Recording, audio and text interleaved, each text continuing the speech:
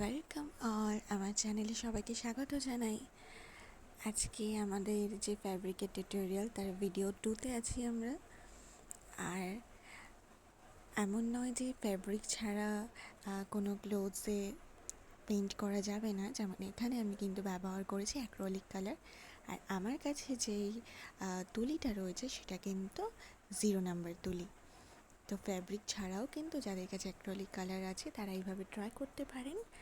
আর আমি যেহেতু ফ্যাব্রিক শিখছি, তো সেই কারণে আমি যেমনটা শিখছি সেগুলো কিন্তু আপনাদের সাথে শেয়ার করার চেষ্টা করব।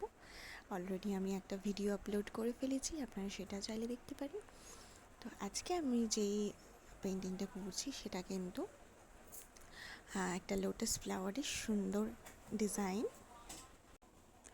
ফুলগুলোতে আমি পিঙ্ক কালার ইউজ করেছি, আর ডালগুলোতে স্যাপ গ্রিন, এবং যে পাতাগুলো সেগুলোতে আমি ভেরিডিয়ান হিউ কালারটা ইউজ করেছি। আর লাস্টে যে বর্ডারটা দেবো সেটা কিন্তু ব্ল্যাক কালার দিয়ে বর্ডারটা কমপ্লিট করে দেব। আমার কাজটা কেমন হচ্ছে তোমরা অবশ্যই আমাকে কমেন্ট সেকশনে জানিও। এরপরে আমরা একটার মধ্যে দুটো কালার কিভাবে ইউজ করতে হয়, টেবিল ক্লথের ওপর কী করে পেন্টিং করতে হয় সেগুলোও শিখবো। তো এইভাবে আমাকে সাপোর্ট করতে থাকো, আমার চ্যানেলকে সাবস্ক্রাইব করো যাতে আমি আরও এরকম ভিডিও নিয়ে আসতে থাকি। আর অনেক সাপোর্ট পেয়েছি, তার জন্য অনেক থ্যাংক ইউ।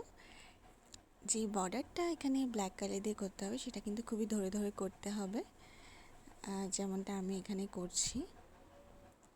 আর এটার ফাইনাল লুকটা কেমন হয়েছে অবশ্যই জানাবে।